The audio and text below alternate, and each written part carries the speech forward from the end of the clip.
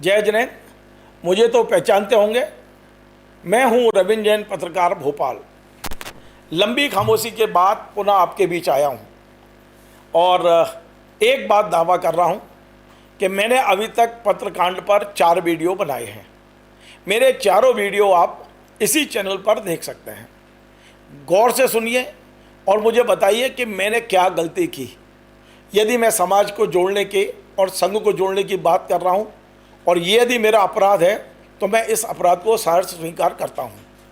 तमाम सारी बातें मेरे बारे में की जा रही हैं, लेकिन मैं आपको बता दूं, मुट्ठी भर मुश्किल से 10, 20, 25 लोग हैं जो सोशल मीडिया पे गंदगी फैलाने में लगे हैं, लेकिन समाज का 90% वर्ग मुझे गले लगा रहा है।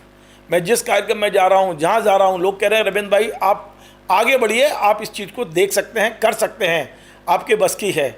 लेकिन मैं कोई बहुत बड़ा आदमी नहीं हूँ, ना मेरे बस की है, लेकिन लोग मेरा उत्साह बढ़ा रहे हैं कि नहीं, आपने जो कुछ कहा, जो कुछ किया वो अच्छा किया है। तमाम ब्रह्मचारिणी दीदियाँ, तमाम महाराज जी मुझसे कहते हैं कि नहीं अच्छा किया है, इसको आगे बढ़ाओ, समाज एक होना चाहिए।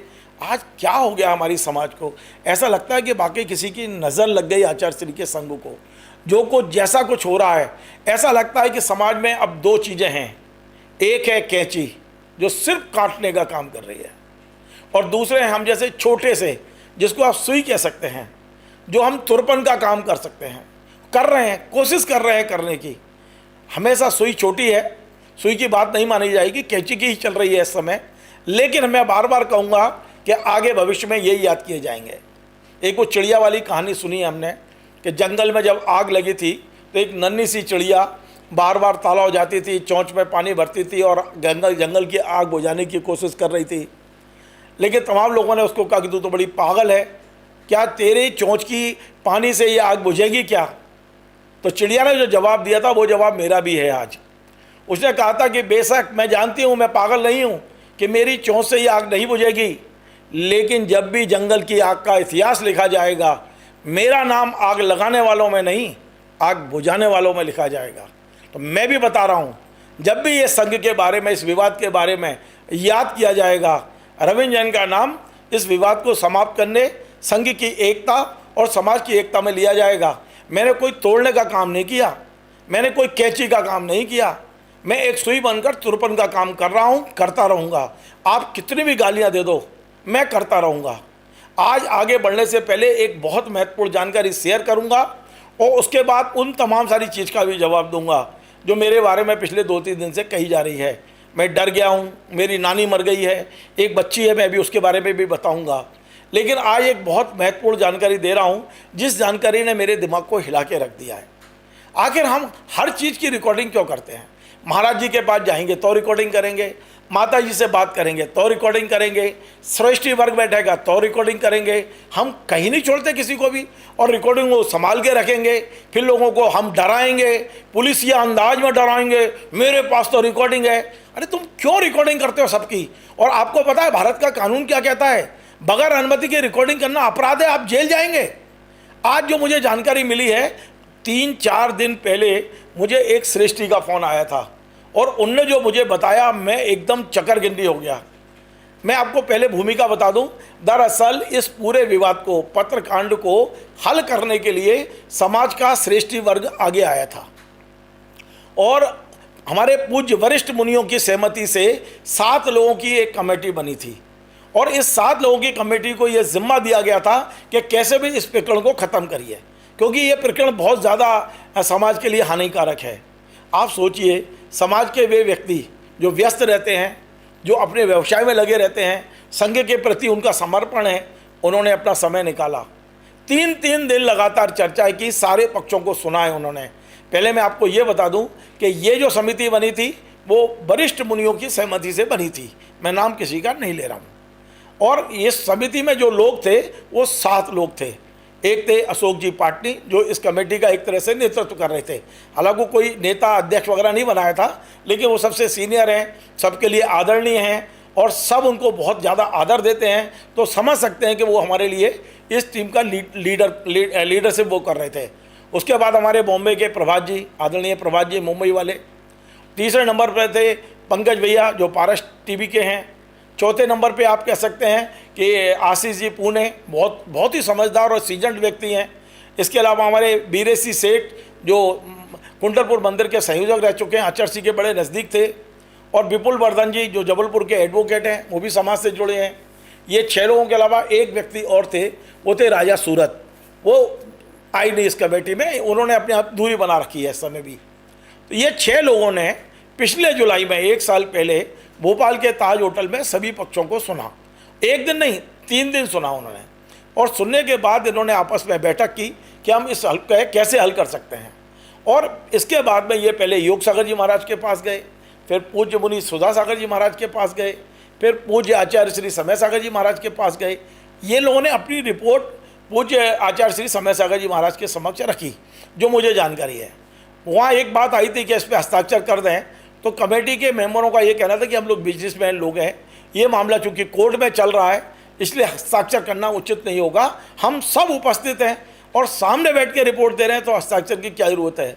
उसके बाद वो रिपोर्ट रख ली गई और ये कहा गया कि इसकी एक कॉपी अभय सागर जी को दे दी जाए और एक योग सागर जी को दे दी जाए, वो भी भिजवा दी गई। लेकिन अब यहाँ आके मुझे जो जानकारी मिली है वो मेरे लिए बहुत ज़्यादा मतलब एक चौंकाने वाली भी है, और आप लोग भी चौंक जाएंगे। जिस समय ये श्रेष्ठी वर्ग आचार्य श्री के कक्ष में उन्हें रिपोर्ट की जानकारी दे रहा था, रिपोर्ट सौंप रहा था, और जो चर्चाएं हुई थी दोनों पक्षों से उसका सार समझा रहे थे, उस समय वहाँ रिकॉर्डर लगा रखे थे, गोपनीय। आप सोचिए हिम्मत, आचार्य जी के कक्ष में रिकॉर्डिंग हो रही थी। ये जानकारी मुझे दी गई है, मुझे बताई गई है कि वो लोगों ने सुनी है वो रिकॉर्डिंग। आप मुझे बताइए, हम कितने विश्वास से अपने आचार्य जी के पास जाते हैं, अपने मन को खोल देते हैं उनके सामने और उनको सारी बातें बता देते हैं, अच्छी बुरी जो भी है। आचार्य जी तो कभी नहीं कर सकते ऐसा, ना समय सागर जी कर सकते, ना आचार्य भगवान करते थे।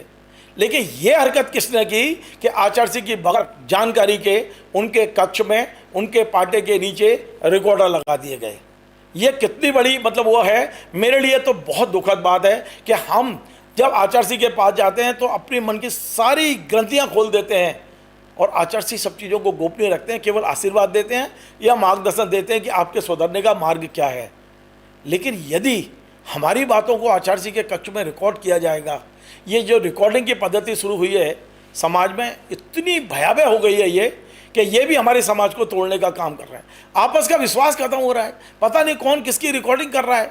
मैं आपको बताऊं, इस प्रकरण के बाद और मेरे वीडियो के बाद मुझे महाराजों के फ़ोन आए, किसी का रिकॉर्ड नहीं किया मैंने, ना मैं करूँगा ना करता हूँ, कान पकड़ लूँगा, लेकिन कभी किसी का क्या रिकॉर्डिंग कर करके क्या करोगे आप। 24 घंटे मुझ पे इसकी रिकॉर्डिंग है, मुझ पे इसकी रिकॉर्डिंग है, और तो और पूज्य सुधा सागर जी महाराज के परिवार के घर पे भी रिकॉर्डिंग भेज दी गई। अब उनकी क्या था क्या नहीं था मुझे नहीं मालूम है, मैं उनको जानता भी नहीं, आज तक मैं उन लोगों से मिला भी नहीं किसी से। लेकिन ये हो क्या रहा है, आपके घरों में रिकॉर्डिंग लगा दी जाएगी, आप सो रहे हो, आप परिवार में बात कर रहे हो, आप बच्चों से बात कर रहे हो, रिकॉर्डिंग करा ली जाएगी और फिर आपको बदनाम कर दिया जाएगा।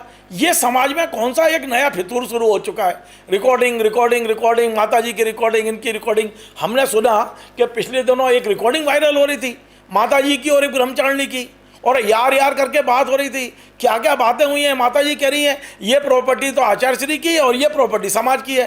अरे आचार्य जी की कौन सी प्रॉपर्टी है, कौन सी नहीं है, और माता जी ने किस मूड में कहा और उसको सार्वजनिक कर दिया गया पूरा के पूरा।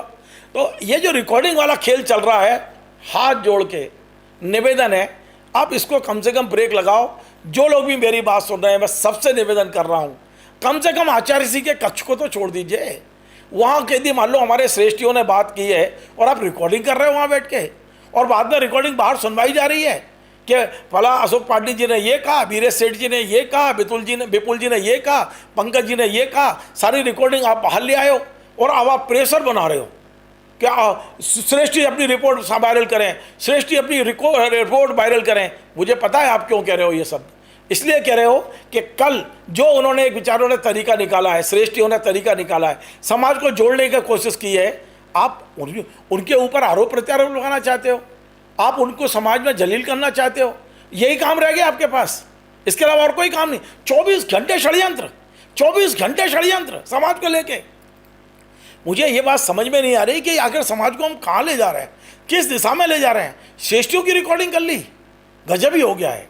अब बिल्कुल मैं इस निष्कर्ष पर पहुंच गया हूं कि समाज में अब दो ही चीज़ें बची हैं, कैंची और सुई, आप सुई बन जाइए, आप तुरपन का काम करिए। मैं तो सुई बन के काम करूँगा, मेरा तो संकल्प है। मैं समाज को तोड़ने, संघ को तोड़ने पर विश्वास नहीं करता। मेरी जितनी श्रद्धा परम पूज्य आचार्य समय सागर जी महाराज के प्रति है, उतनी ही श्रद्धा मेरी सोदा सागर जी महाराज के प्रति है, पूज्य निरापक जगत पूज्य सोदा सागर जी महाराज के प्रति। और इसे कहने में मुझे कोई संकोच नहीं है। लेकिन मैं ये नहीं कह सकता हूँ कि मेरी एक आँख है, मेरी दोनों आँख है। मैं दोनों महाराजों के प्रति जाता हूँ, दोनों को अपनी श्रद्धा व्यक्त करता हूँ, दोनों को मैं उतना ही सम्मान, उतना ही मेरी आस्था उनके प्रति है जितनी यहाँ है। दोनों जगह मैं करूँगा। और मैं फिर कह रहा हूँ कि हम सुई का काम करेंगे, हमें कैंची नहीं बनना है।